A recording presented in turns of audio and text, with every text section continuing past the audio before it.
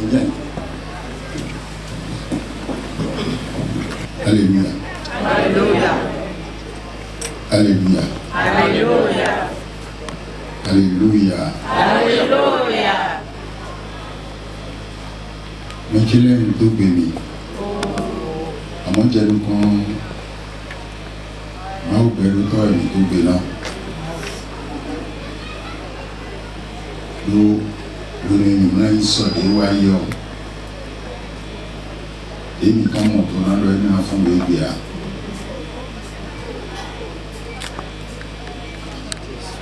Nous avons dit ça, mais là, nous avons tout. Fils, comme ils ont l'air comme nous en main, nous avons tout. Oui, j'ai tout mis voir le parle les amis, nous avons tout. Amon, mais nous avons dit comme les doigts. Nous avons comme les dios. Oui, comme ils doivent. Donc, nous comptons. Avant nous, nous comptons le Diaga. Alléluia. Et le glossou, il a beaucoup de bien. Il a un moyen. Il est autour. Il est sous ton fil pour les idées. On a le finet. Il a notre petit humain, même la dorme. Il est autour. Maintenant que Dieu est tiré le lui-même, nous se font de vie quand Dieu a. Maintenant que Dieu est tiré, pour nous sortir, il tombe nous. Il tombe nous. Donc on a dit au lui-même, il dit il faut que nous on peut mi-temps. Et maintenant je savais. On peut mi-temps je savais à tout cas on a le vin malang ville temps. Comme les noirs pour ça on a rejeté mais. Et puis quand il y a encore bien c'est à l'air bien à plus bon. La vérité c'est qu'on a encore senti une ingénieur de télécom. Et bien il met le temps. Et le gouvernement doit kaka il y a encore Gaoudaï. Une nouvelle de dénoncer. Non si Kayaweya. Et le Hanusia. Et le Yahudanusia. Bon, il y a peu de nati d'un gouvernement. Et il y a fait donc il y a mais ça il y a tout dans tout français que tu vas énoncer. Vous avez mis des vidéos. Là à tout le monde a dit. Il va micro. Ouais, sont bon. Et le monsieur m'a ouais, un monsieur m'a. Bon, français que c'est dans des minutes la version. Nous-mêmes, on va se fonder, on va se fonder des ici. Après, on a pas le micro pour nous tomber. Et bien aimé dans le Seigneur, nous rendons grâce à Dieu. Et nous lui disons merci pour tout ce qu'il fait dans notre vie à nous tous. Nous magnifions son nom, nous le glorifions. Et nous lui disons que nous sommes reconnaissants de tout ce qu'il a fait pour nous. Que son nom soit béni. Amen. Tapi, le moment pour la couronne, c'est le sous-soupal, ma au cadeau, la bétonette, tout ouais. Nous avons mis, alors pas, faire nous et condomi, dit mais ton sous ton retour, il tombe ton pipétant. Comme il a sous nous, quand on le sait que tout. Alléluia. Bien aimé dans le Seigneur, dans notre église, il y a beaucoup de conservateurs. Et je suis l'un d'eux. De ceux qui ne mêlent pas la paille au froment, de ceux qui ne mélangent pas les choses. Je suis de ceux-là qui n'aiment pas qu'on aille piocher des formules, des prières dans d'autres congrégations chrétiennes pour venir les livrer ici. C'est pour cela que quand nous finissons de lire notre texte, nous disons ainsi prend fin le texte de première direction. Mais acclamons la parole là, ce n'est pas de nous ça. Ce sont des choses qu'il faut rectifier. Oh, il me d'abord les moments nos bananes et nos mots. Mais les clavats des mots à moi, voyez donc, Cathy, y donc. Tu me trouves là, c'est mes temps, et le titre ton lait. Oui, il y a cassé, mais ton lait. Bon, dès que c'est le système, vous voulez bien, ouais, mais là, il pas. Pour tomber dans le système, il tombe en héros. On est Mika Yahweh. Donc, regarde, un Mika Yahweh, pas mis ton lait. Il faut le temps, mais non. Oui, mais soldat si nous m'y avons Dominica, vivons nous ton lié. Comme il t'en faut. Avant le maintenant, on va aussi quoi. Et là, les minutes de tout le temps, et si c'est qu'on m'y tend, filez vos temps là. Et nous voulons nous m'y tend là. Mais non plus d'idées, n'a qu'on m'y tend quand on est de notre ministère. L'autre chose que nous venons dans Néhémie, le livre de Néhémie, Néhémie 8, versets 7 et 8, que nous pouvons lire s'il vous plaît.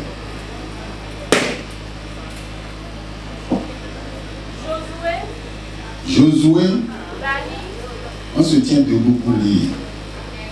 Josué, Bani, oui, oui, oui, oui, oui, oui, oui, Azaria, oui, Josabat, oui, Adam, oui, Pélaja, oui. et les Lévites expliquaient la loi au Et les Lévites expliquaient la loi au peuple. Quand vous prenez le chapitre 8 du livre de Néhémie, on a expliqué la démarche que doit suivre le prédicateur. On s'est expliqué dedans.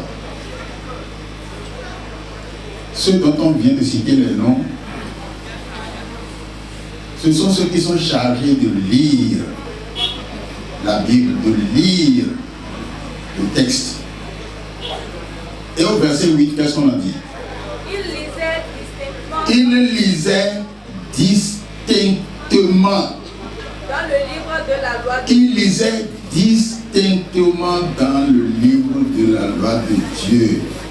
Nous avons assisté à une lecture ce matin-là, ce n'était pas bien.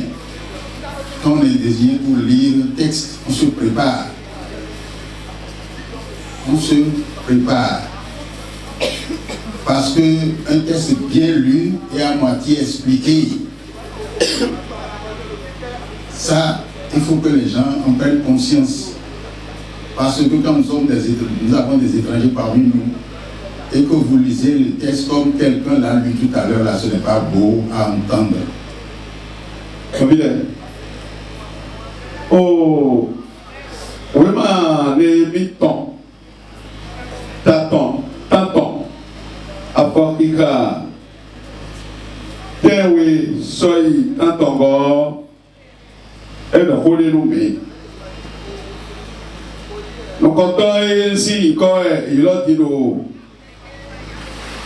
Vraiment, et vous, il a dit nous, et non, il est non timé. Et nous comptons timé. Nous comptons et non timé. C'est un tour. Bon, et non, t'es dans les mains. Afin qu'il attend encore le dit de timé. Il est non cassé vraiment. T'es oui, les oui. Bah, c'est à la tournée de réserver.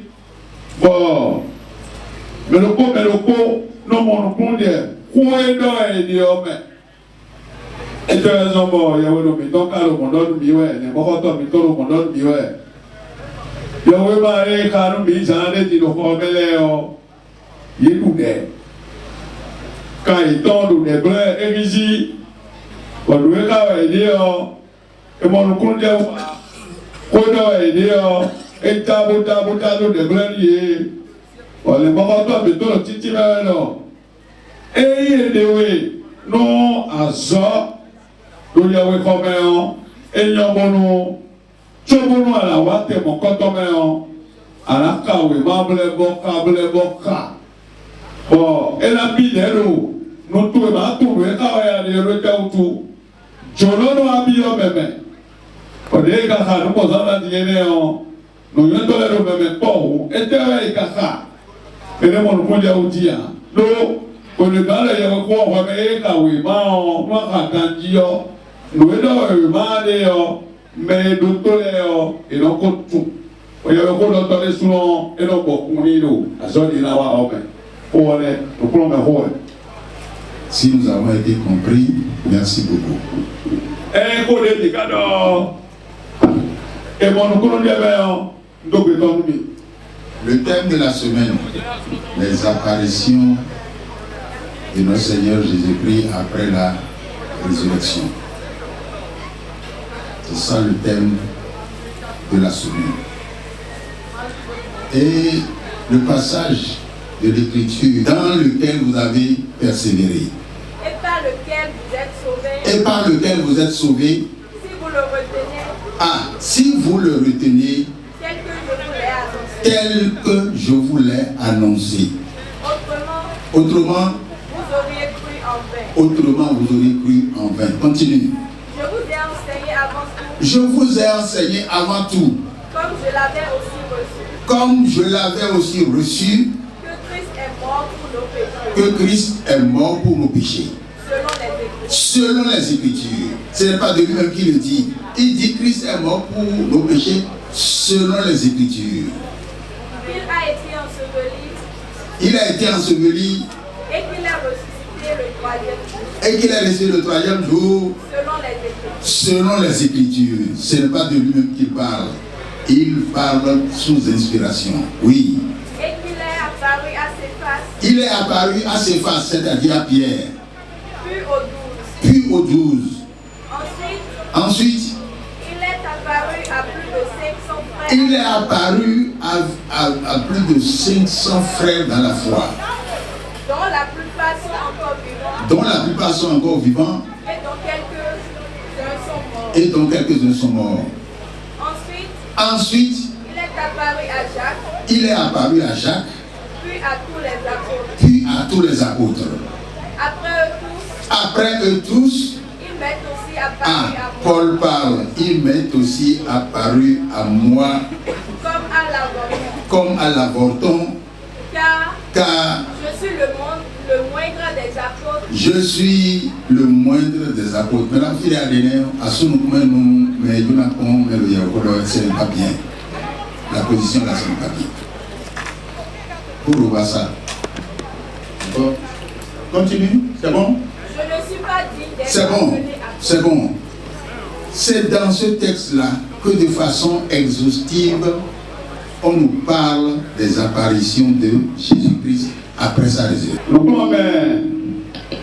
Après la Bible là maintenant, et dans le milieu, mais les sorcelets, Jésus-Christ temps, Wenwe écoute, le mot fort et ouais dans le dos. Bon. Mauzo vato, aukuloto polu. Ewe dia hosiki. Bona mi timeton, reze. Lobo, mi mono. Ouema. Apapé. Nous comptons, on a ces deux collègues nous l'air. Mi mono ben. Saint-Africa, nous comptons.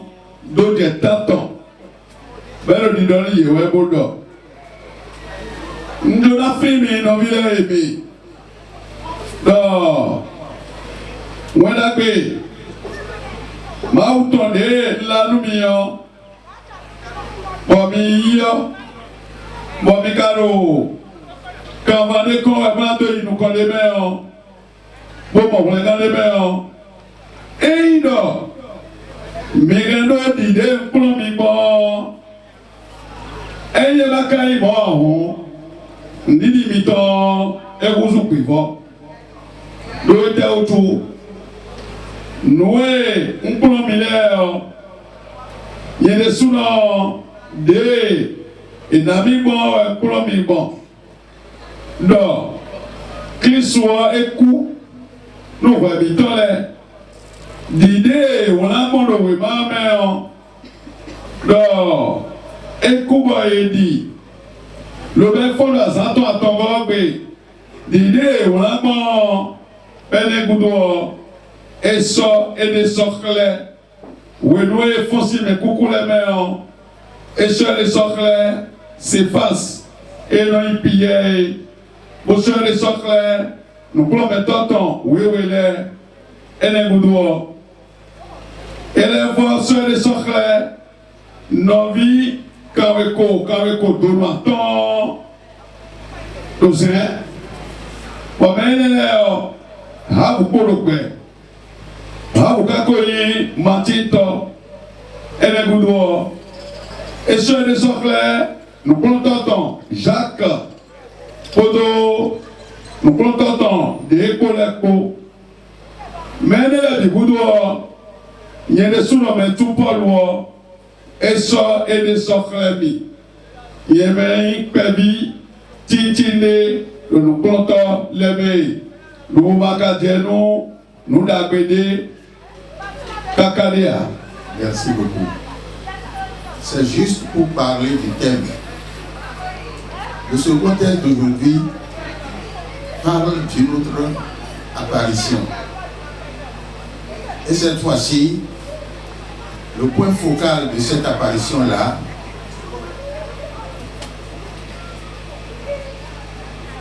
c'est la pêche miraculeuse.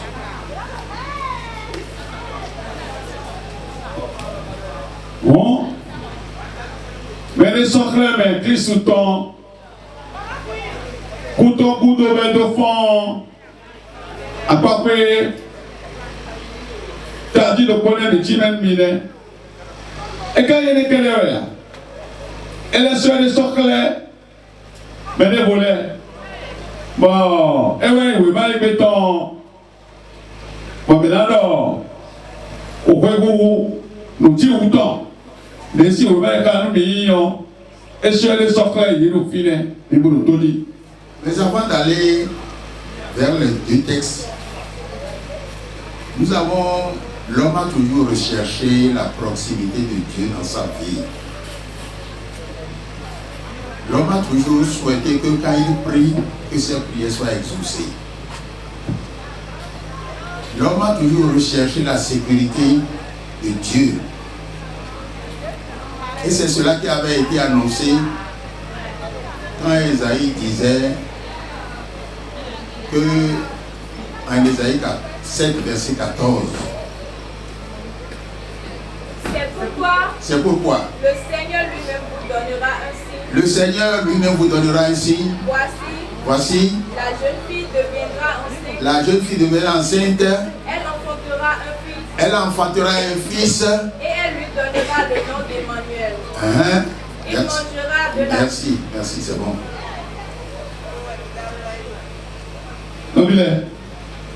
Maintenant, il est mignon. Il est mignon les mains. Je l'ai mis dans les mains. Mais non, pas. Bonne non, ma votant. Le tadi non, ma ou, ni ma lido mignon. Il dit c'est quoi? On a mis dans les si vous taille. Vous avez dit là, mis dans les mains. Bon, on a dit, mais dans les mains. On. Là, il a ici, oui, ma. T'attends. Avant qu'il y ait un gars, il y a 7. Eh oui. t'as tenté la foquille quand ouais les gars. T'as dit là ouais de raison. Ouais doit dire qu'on le fait de mamro et quand on l'a nous malo. Il m'a dit que il au bas il tourne déjà yo. Et là mais si ton bolo. Ouais de raison. On va voir des choses là na mi on tourne là des crédits. Bon. Awulio et là moi dogo. On a dit vie. Mais on a vu aussi encore Emmanuel. Tu m'as envoyé là. Mais quand Jésus est né, de toute sa vie, et nulle part dans le Nouveau Testament, on n'a pas entendu le Christ être appelé Emmanuel. Et des gens se posent la question, que dit la prophétie? Dans l'accomplissement de la prophétie, celui qui doit venir, on doit appeler Emmanuel, c'est-à-dire Dieu avec nous, on ne l'a pas appelé Emmanuel. Mais pour montrer que c'était lui l'Emmanuel, il nous a rassurés en Matthieu 28, verset 19. 20.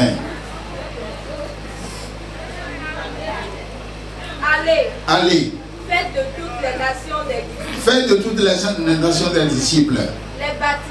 Les baptisant au nom du Père, du Fils et du Saint-Esprit. Et enseignez-leur à observer tout ce que je vous ai prescrit. Oui. Et voici. Je suis avec vous. Voilà l'expression de l'Emmanuel quand Jésus s'en allait. Pour dire que ce qu'on a dit dans la prophétie s'est accompli. Et c'est quand il s'en allait vers le Père qu'il a dit le nom qu'on m'avait donné au départ, le nom qui était dans la prophétie. J'ai porté ce nom tout le temps, peut-être que vous n'avez pas compris, mais maintenant que je m'en vais là, je suis avec vous tous les jours jusqu'à la fin.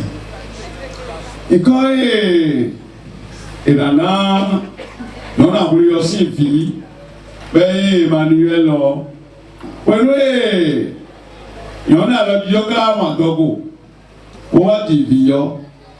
Mais quand Jésus-Christ, Emmanuel, mais tu vas sur caca le bout fort. Mais maman, il y a vraiment la dégoût-mais. On a vraiment la dégoût-mais là.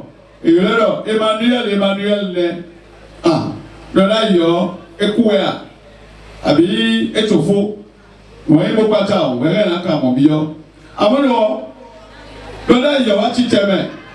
On voit Christmas, on tombe au fort. On va le milo. On a bétonné, bâtiment, t'as ton faton, quoi, ton.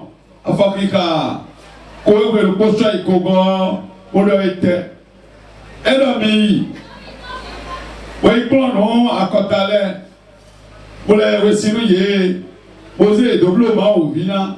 Bon, nous les plans millénaires, mi-plans, et n'a des camis, caca de Mambo.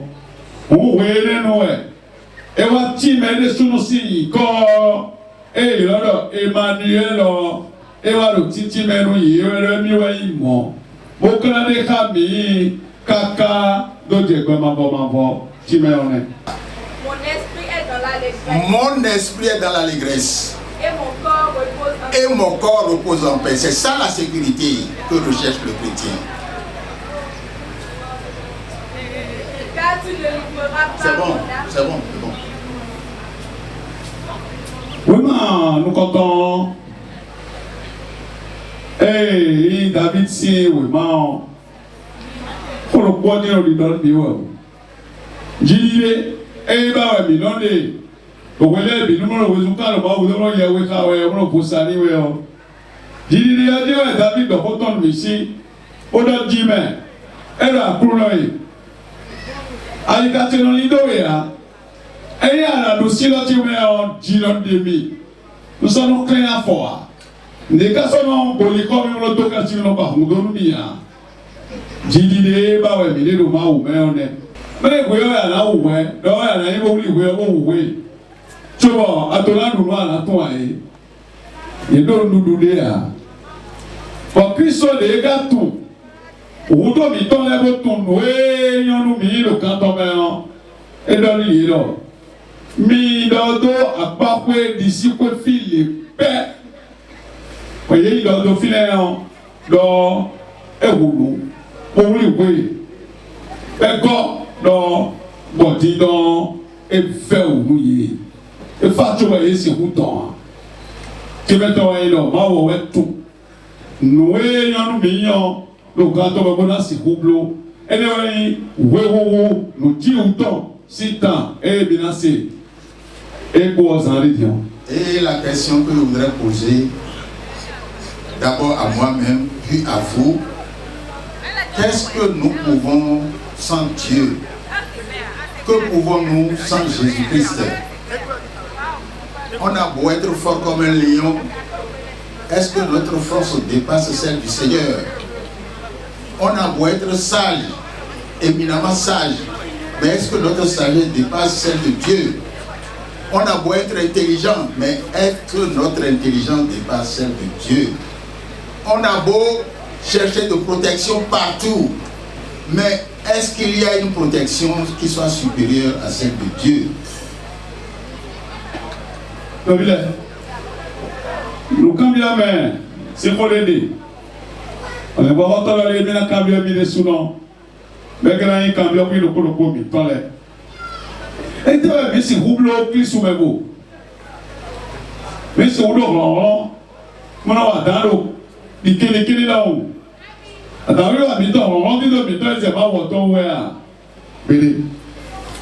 Mais c'est il va toi, oui, ça non. Ouais, non, mon nom, il faut que le messie.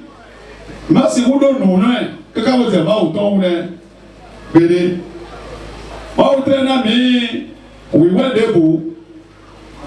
Beto yi debu lo sizame lo wala meon benze ma woto wa bede kon beto si hu ba ne golu no mando mo mando ko no to pa me fi benze no golu ma woto wa ati ba si we na yi ma woto na kanu le.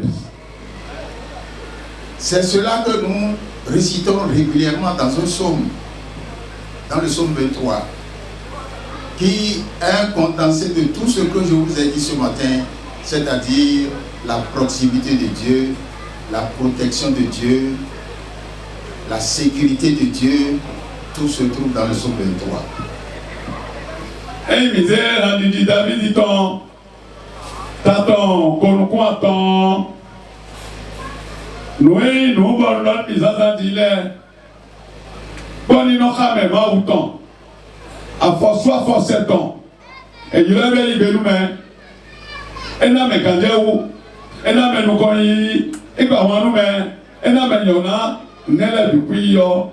Mais plus temps, mais mon en dit David dit tant.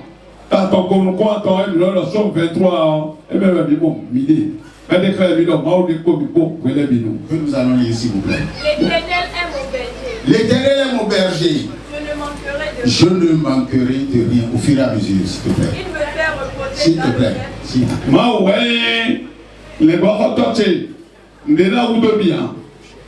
Il me fait reposer dans de verts pâturages. Il me fait reposer dans de verts pâturages. Elle a plané, filé, à ma mouffe et dehors. Il me dirige près des eaux paisibles. Il me dirige près des eaux paisibles. Elle a plané mon filet, si la gueule dehors. Il restaure mon âme. Et la FIFA il me conduit dans les sentiers de la justice. À cause de son nom. À cause de son nom. Oui. Et nous planons bon. Ali, quand je marche dans la vallée de l'ombre de la mort, je ne crains aucun mal. Car Jésus est avec nous. Car tu es avec nous.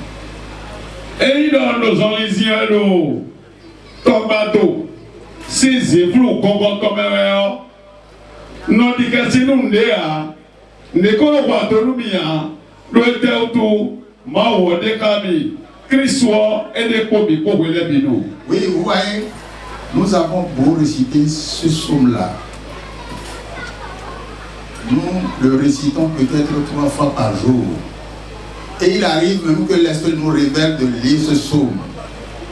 Mais plus peureux que le chrétien céleste qui meurt. Parce que Quand par exemple une souris passe sur un mur la nuit et qu'elle fait un faux pas et tombe, on dit que c'est le sorcier. Et ça empêche de dormir. Est-ce que notre foi là que nous avons là, la souris est tombée là, est-ce que notre foi nous dit que c'est un sorcier et nous avons peur? Relis le passage là. Quand je marche dans la vallée de l'ombre de la mort, oui, je ne ferai aucun mal, oui, car tu es avec moi. mais nous craignons toujours, nous avons toujours peur. C'est vrai ou c'est faux? Ah non, il faut bien répondre. Nous avons toujours peur, c'est vrai ou c'est faux? On a peur de quoi? Du sorcier. Alors que le sorcier même a peur de nous. Est-ce que le sorcier n'a pas peur de nous? Oh, pour les cas disons, le milieu zone il est bon, on t'a pas d'aussi, flou tombé en, quand c'est des colons du bureau, bah ou des cas, il y a des cas avec toi, avec un béton les ban, pour que tu ne l'aies dit, mais, oui bravo, faut bien aider ça même bon, ça garde des flèches pour dire, quand vous êtes comme ça, c'est toi qui dis, il y a pas de vous, ça quand bien comme ça, il va me dire dans le Colombie, bon, tu dis des bétons, elle en comprend. Mais l'on est avec toi, mais l'on dit, tu es bas, mais à ce temps, les gars, qui vont nous dire, tout le monde qui s'est dit, mais oui, mais les autres gars, quand ils disent, nous, à chaque fois, on est convertis, on est comme ça, les dîners, et pour les où? Est-ce que réellement nous avons foi que le Seigneur Jésus, l'Emmanuel, Dieu avec nous, est-ce que nous avons foi qu'il est toujours avec nous? Est-ce que nous avons foi qu'il nous surveille jour et nuit? Est-ce que nous savons que lui avec nous là, nous formons la majorité et nous devons vaincre les ennemis? Est-ce que nous le savons? Mais quand Dieu vous donne Christ a découvert où il est bino. Bon, nous devons bien là depuis quand Dieu voit un ami, on va bien on le met. Bon, mais quoi Christ quoi? Mais il y a beaucoup voilà nous que toi dit tout moi. Mes frères et sœurs dans le Seigneur, en Jésus nous sommes en sécurité. Avec Dieu nous vaincrons. Avec Dieu nous ferons des exploits. Si tu en es convaincu, applaudis le Seigneur s'il te plaît.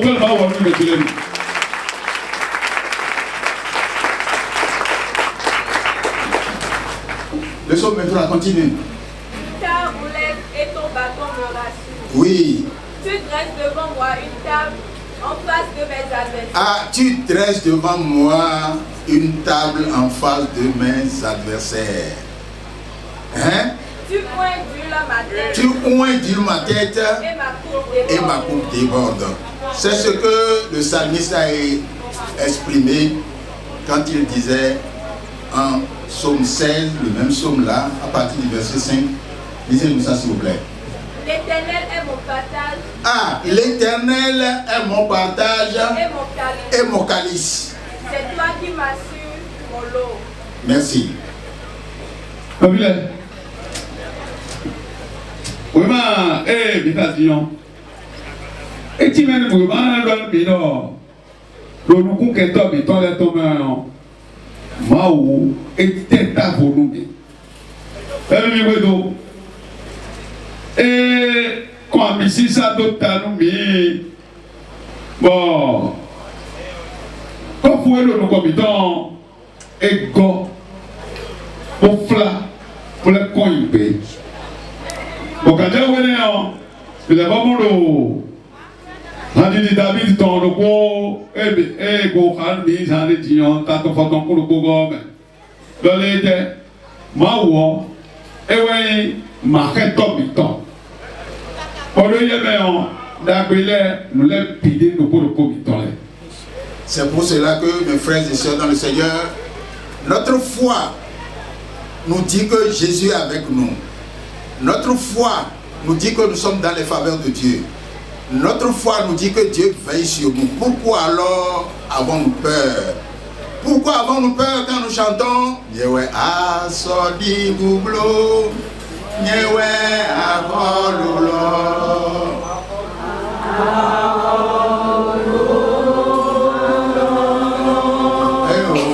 S'il vous plaît, vous avez été bouillé par la pluie ce matin là. Reprenez ça s'il vous plaît. Elle avait d'abord dit,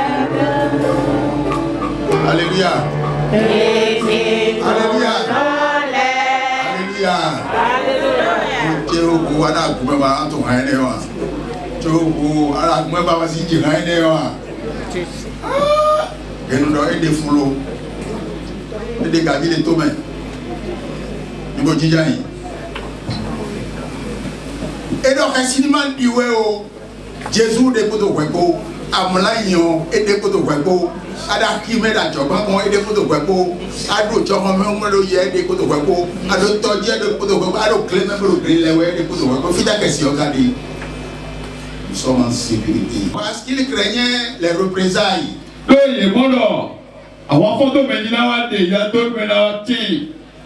parce que le vœu secret des cœurs de ceux qui ont persécuté Jésus et qui l'ont mis à mort, leur cœur leur disent que ceux-là qui l'ont suivi, il faudrait qu'ils soient exterminés. Sinon que cet enseignement que ce monsieur a apporté là risque d'envahir le monde et nous serons désormais à la queue au lieu d'être la tête.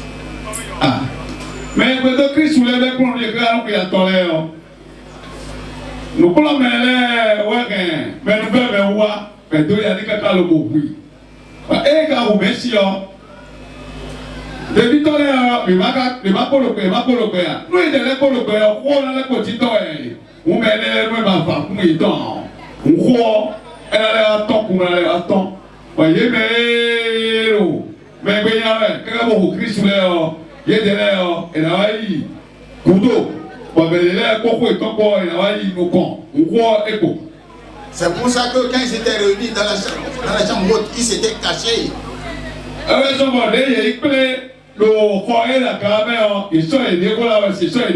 Et ils s'enfermaient. Et Jésus leur est apparu. Et il leur a dit la paix soit avec vous. Ce matin la paix soit avec toi. La paix dans tes greniers. La maison. La paix sur la paroisse. La paix sur notre pays.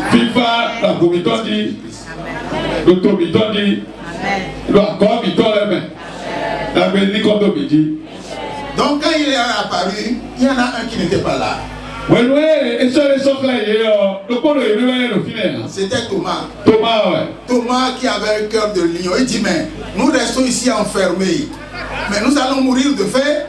De toutes les façons, moi je sors pour aller chercher à manger. C'est pour ça que Thomas est sorti. Il n'était pas là. Il était sorti parce que on a tous peur. On vit là. Enfermé dans un local, mais il faut bien qu'on mange. Combien le corps n'a pas besoin de nourriture. Oui, et le ronceau de tard. Ah, mais bien le ronceau de tard, c'est la vie de Minadou, mais la cour ouverte, mais la quoi ton cours. Thomas, et Aligaton, il doit tomber, on est là, on dit donc. Et il ne tomberait pas, nous nous avons payé pour les. On nous nous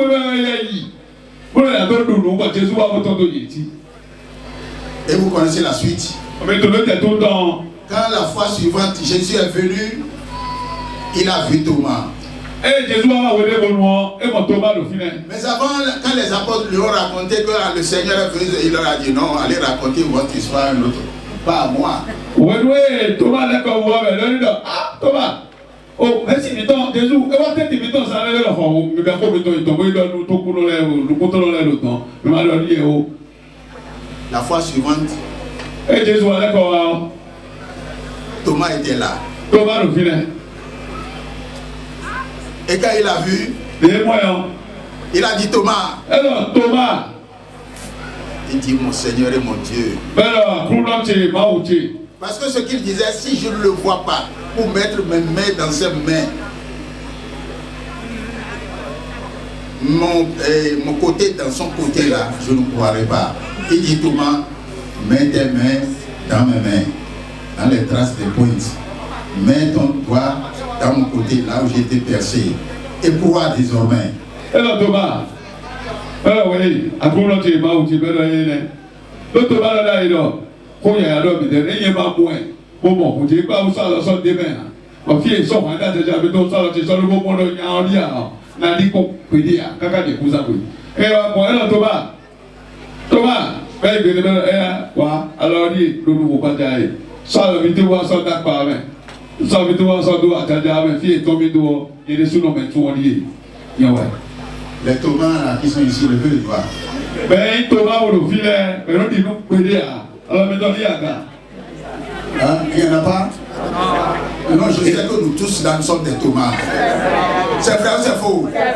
C'est vrai. Mais Thomas le filet, dis-toi que lui jusqu'aujourd'hui, quand vous demandez à des gens pourquoi ta prière n'est pas exaucée, il va te dire que Jésus est mort.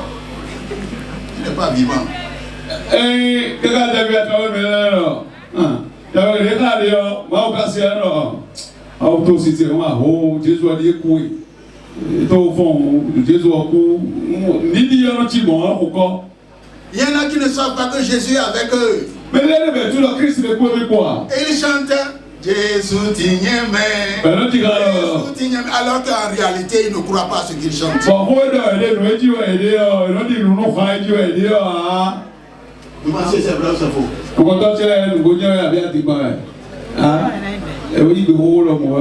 Jésus t'ignomme.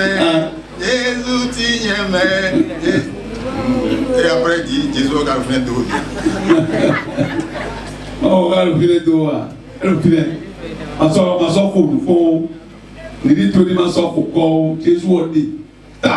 les deux textes d'aujourd'hui nous offrent la sécurité de Dieu. La sécurité du Christ.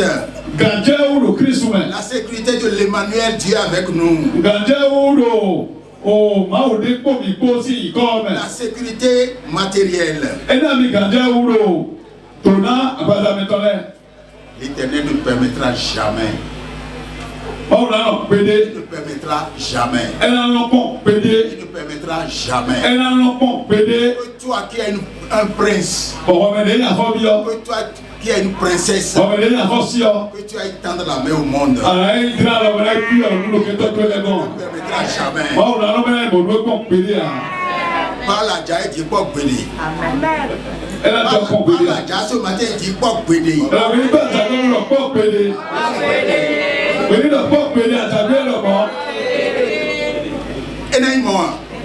Tu es un prince. Quand on voit le prince, on voit le roi à travers lui. Il n'y a pas de roi misérable. À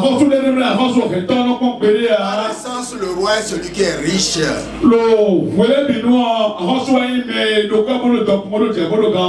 Dis-toi ce matin,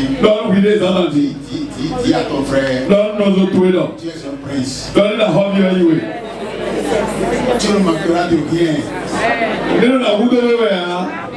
Tu n'iras jamais tendre la main à d'autres personnes. Dans la foi que j'ai,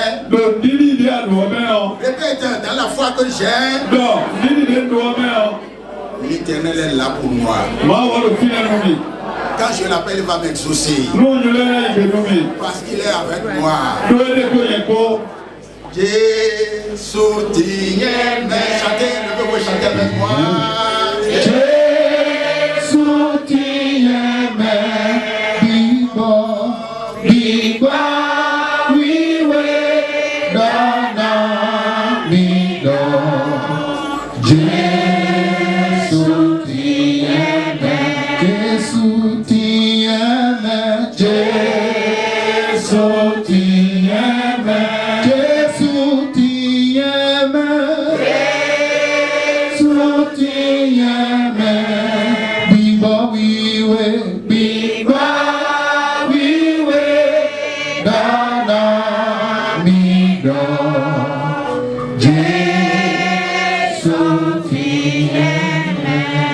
Asseyez-vous s'il vous plaît. Jésus est en toi. Jésus de nous remet. Tu ne dois rien craindre. Nul ne te fera peur. Même quand tu vois un lion venir, concentre-toi et dis Seigneur, celui-là qui vient là, tu es plus fort que lui. Résistons de l'an. Et il en sera ainsi. Mais malheureusement, nous n'avons pas cette foi. Je vais vous raconter quelque chose. Une fois, je me suis trouvé dans une situation. J'ai prié pendant plusieurs jours. J'ai même jeûné. Mais je ne voyais pas toujours la solution venir. Alors qu'est-ce que j'ai fait? Je suis descendu dans un temple, dans l'un de nos temples, avec une bougie en main. Et j'ai dit, Seigneur Jésus, si tu es réellement vivant là, tu vois les problèmes dans lesquels je suis et qui constituent une charge sur ma tête. Mais je suis venu pour décharger le fardeau devant toi. Et j'ai mis la bougie par terre. Et j'ai dit à Jésus, quand tu seras là, il faut prendre ça et partir avec. Et le troisième jour, j'ai eu la solution.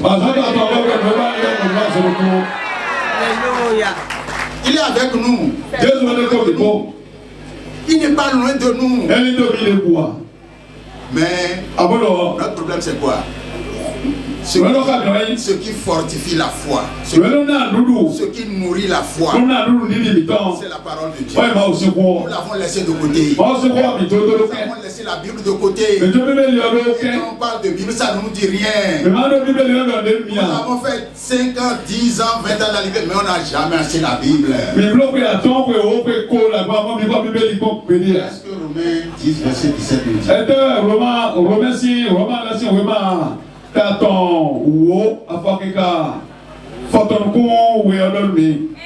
la foi vient de ce qu'on entend. La foi vient de ce qu'on entend. Et ce qu'on entend vient de la Et ce qu'on entend vient de la parole du Christ. Merci beaucoup, ma soeur. Tu es ma soeur ou bien ma fille? Ma petite fille.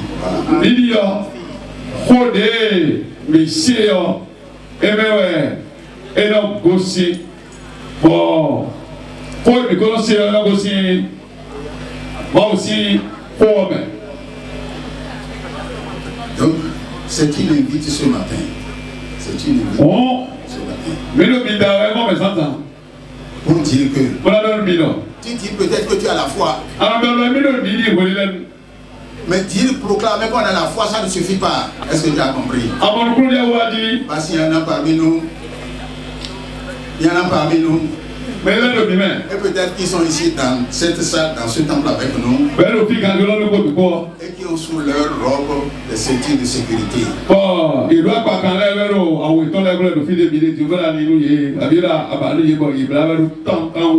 Parce qu'ils ne comprennent pas que là où ils vont, dans la maison de Dieu.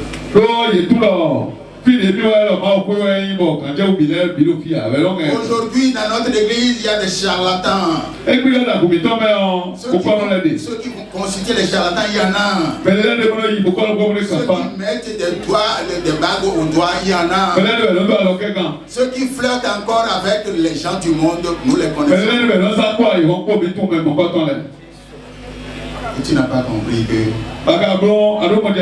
Jésus t'offre la sécurité. La sécurité alimentaire même. Est-ce qu'un enfant de Dieu qui obéit à Dieu, qui a confiance en Dieu, qui est fidèle à Dieu, peut passer toute une journée sans manger? Je ne pense pas.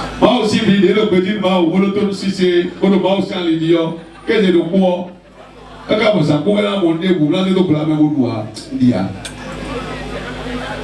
frères et mes soeurs dans le Seigneur, Jésus est là pour nous. Dans nos moments d'incapacité, il est là. O bɛ wele mi tɔn lɛ do fi Dans lɛ. nos moments de faiblesse, il est là. O ma do ka wele mi tɔn lɛ do fi lɛ. Et il nous visite même sans que nous le sachions. Bɛn n'o wa wolo akpɔ mi do ma nyɔ mɛ mi tɔn lɛ. Il va dire que Dieu ne lui parle pas. Mɛ wɛlɛ lɔ kirisi kɔnɔ dɔ kɔrɔ mi o.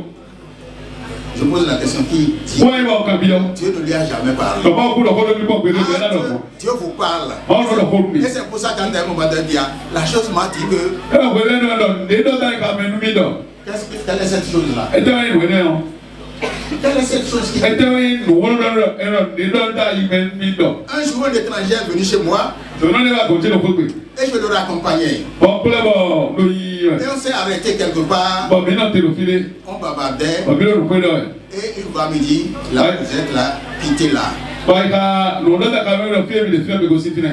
Et je lève les yeux, je constate qu'on était sous un cocotier. Bọ̀ nkú àgbà mọ̀lọ́lé àkọ́kẹ́ tí sáwà mi dé. J'ai tiré la main de mon ami, je dis, écoute, mettons-nous fait à part. Bọ̀ tọ́ lọ wá mi jẹ sọ. 5 minutes après, un coco est tombé. Jẹ́ tó àtọ́ mẹ́kudu àkọ́kẹ́ ló kó jà yìí. Juste là où se trouvait mon ami là. Fide kɔntɔn ti yɔ de yɔ. Est-ce que Dieu ne nous parle pas? Ɔlɔ lɔ kɔlu mi yan ye. Ah, vous ne répondez pas. Dieu ne t'a jamais parlé? Moi, Dieu me parle. Maaw lɔ kɔlu bɛ kɔn ye. Yɛn maaw lɔ kɔlu mi. Que Dieu soit avec nous. Maaw lɔ kɔlu mi. Dieu t'a parlé Maaw lɔ kɔlu ye. et il t'a dit là. Aujourd'hui là, O dɔ lɔ igbe yɔ. une date a été fixée. Ìlú àzàn dɛ igbe. Et depuis longtemps, tu es appelé à mettre ta contribution pour le succès de cette fête. Bɛn lɔri bɔ anase ne tó kpe lɔmɛ. Malheureusement, qu'est-ce que la plupart de nos paroissiens disent? Je vais dire ça en petit français. Hein. Ils n'ont qu'à faire, on va voir. A ko mi mi tɔ kɛkɛ lɔ ah ne yɛ lɔ èdèbolo mi ni kpɔn bɔ èdèbolo. C'est ça que nous disons, non? Wa mi lɔ lɔ ayi. Là, personne ne répond. Hein. Ils n'ont qu'à faire, on va voir. Èdèbolo mi C'est ni vrai ou c'est kpɔn. faux? Et vous allez voir s'activer autour du chargé de paroisse une poignée de fidèles. Ìnáwó bọ̀ ṣáájú ọmọ ilé lẹ̀ tẹ́lẹ̀ yín àgùnbí kúlóhùn. Les autres sont dans l'indifférence, Bọ̀ mẹ ilé ẹ àwọn òkókó ní dans kàn la yà. désinvolture. Nìlá yàn mí yàn Parce que nìlá ce tó n'est pas leur ìwé problème. tó ẹ kó ìjẹ tán. Alors que à la fin de chaque fête des moissons, l'Éternel vous assure son lot jusqu'à la prochaine fête. Beaucoup ne le savent pas. Mẹ bí tún ẹ dọ̀ edu nùkúyà sí pé ló pọ̀ àdóbi máa dé mẹ́ ọ ọ̀wọ́lẹ̀ súná àdàlà kú mẹ́ bọ̀ nùwíwá tó di ẹ mẹ́ ọ máa wù máa bọ̀ ẹ̀nàgẹ̀ nùwíwá tó lẹ́wà tí jẹ́ mẹ́ lóyún ọ̀nà mẹ́ káká jẹ́ fún èdè kò sí dùdù mẹ́ gẹ́gẹ́ tó lọ pọ̀ ẹ̀ lọ yíyà. Heureux et Donnant, ouais. heureuse toutes celles qui ont mis la main à la poche pour le succès de cette fête.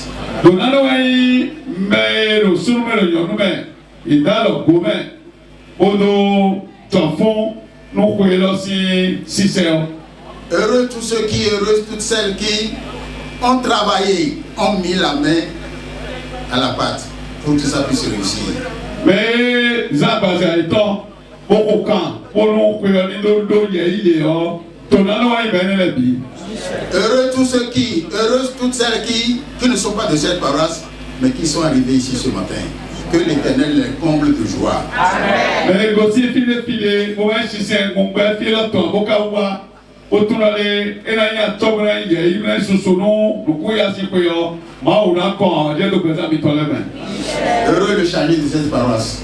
Agunga elu fiyɔ donano ɛgbɛsɛ tɔ na yi kaka do yi. Mon ami Afouda Ange. Sɔmi mi tɔn nukɔtɔ mi tɔn Afouda Ange. Je crois que ça doit faire près de 4 mois. Quand on s'est rencontrés, quelque part, il dit papa, c'est vous qui prêchez à ma fête des moissons la prochaine fois. Eko blo suele di bo ekpebi do file mo do mi lo le mo to mi yo na lo ye we kodo nuku ya se ko ina duro ko ye yo be mi bi o tiyan. Il est là, Charlie Afouda. Il n'est pas là. Charlie Afouda.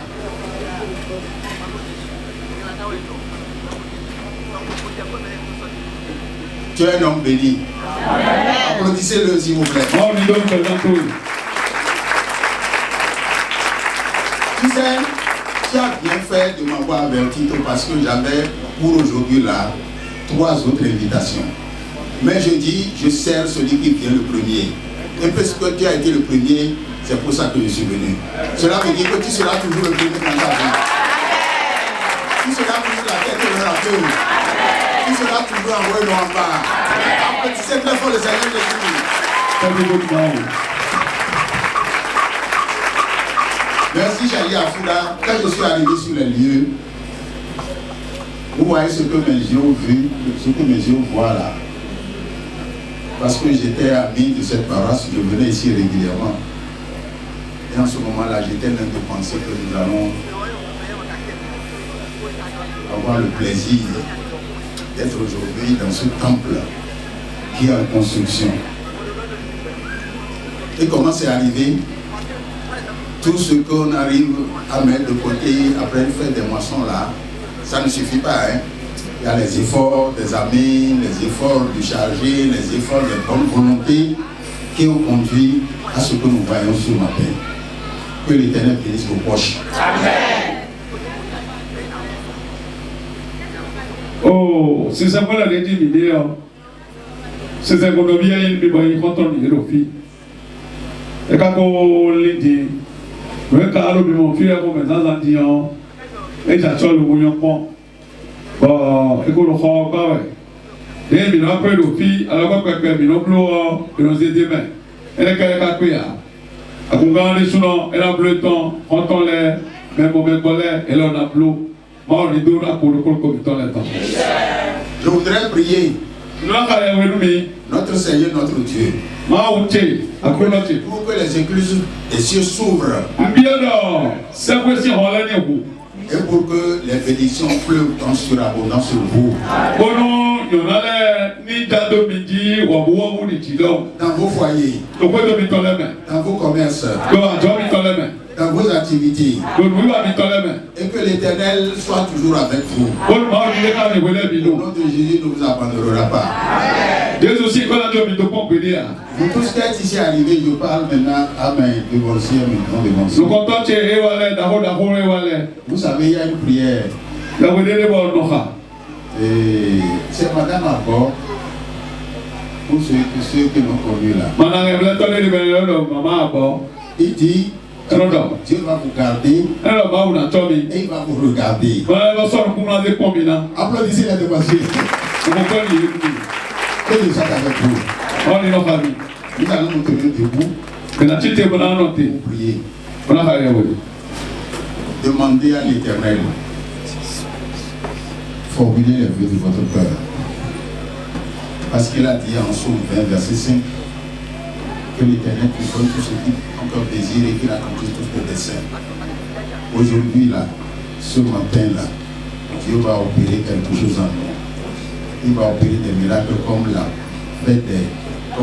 pêche miraculeuse a eu lieu. Un miracle doit se produire aujourd'hui. Ici ou à la maison ou dans ton lieu de service, une prière que tu faisais depuis longtemps et qui n'a aucune suite. Dès aujourd'hui, là, dès aujourd'hui, maintenant même, ce n'est pas demain. C'est pour ça que nous allons chanter. Égbe, égbe, égbe, égbe. Chantez. Jésus m'a célèbre. Égbe, égbe, égbe, égbe, égbe. Jésus n'a célèbre. Égbe, égbe, égbe, égbe, égbe. Jésus n'a célèbre. Demande alors, dis à Dieu, ce n'est pas demain, je veux ça aujourd'hui, je veux ça maintenant, tout de suite là. Prie, demande-lui.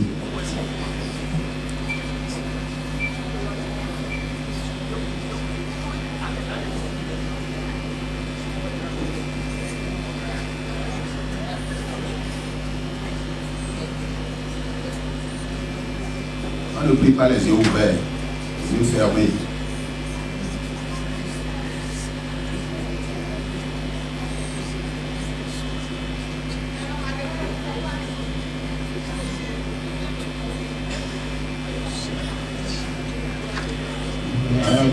Bàbá ẹjọ́ dúró lé mi. Bàbá mi máa ń pèsè fún mi. Bàbá wa bàbá wa pèsè fún mi. Jéhovah, Jésus Christ, Yahweh Micheli, láwọn bí ó pé tọ́. Wẹ́ sínú kan, ẹwẹ́ fi tó ẹlẹ́dẹ̀, ẹ̀mú kọjí wẹ̀ yá. Wẹ́ sínú kan wẹ̀, gbọ́dọ̀ máa wọ sínú kan wẹ̀. Àyírọ̀ mi dọ̀mìnì wà gbọ́jẹ́ tí sáwọ́ àgbọ́jẹ́. They would have to me when go out on that, they are not wet and down. Can't you win any damn name? You don't need to run anymore. Get it to fit you like him. If you're a woman, when you can be on, but my Biola, when Jessica Nayesi, as well as you are when Jessica Wasi, Medical Blue Amen, and you do all the Nico Jesu Tome, Chion Pepper. Tí wọ́n fọnú yé, tí wọ́n sọ ẹ̀wọ̀ sí àfọnú yé, tí wọ́n jìdọ́ sí àfọnú yé, tí wọ́n fẹ́nu sí àfọnú yé, òhìn òyà òdà fúnni tán sí yé mẹ́, àkọ́bíwẹ̀ yé mẹ́, àkọ́bíwẹ̀ náà jẹ hẹ́n yà, àkọ́bíwẹ̀ náà jìyà, àkọ́bíwẹ̀ sí àkọ́bíwẹ̀ náà gbé ọ̀nù wa, àkọ́bí sí àfọnù fún wa, àkọ́bí sí àfọnù já, kàkà àfọnù já yẹ sí àfọnù kò sí tó tó fìtú lẹ̀, nọ́ọ̀ká yẹ àkúnú. Yémé wa filẹ̀ gbogbo sífìlì gbogbo wa filẹ̀ do ní Jésù Kristu tó mẹ́rin lóye bí ẹ̀rọ mi dé ní kọ́ńtò àgùn ìtàn lẹ́ jí kọ́ńtò àgùn ìtàn lẹ́ mẹ́ sí gbogbo àjẹ́ jí nípa Jésù Kristu mẹ́ jọ́bí Jésù Kristu wọ́n máa wò tọ́tọ́ wọ́n gbọ́ kí wọ́n wé tán àjẹ́ kò lè jí nípa Jésù tán mẹ́ níṣẹ́ nípa Jésù aleluya kàkà tẹ́wé.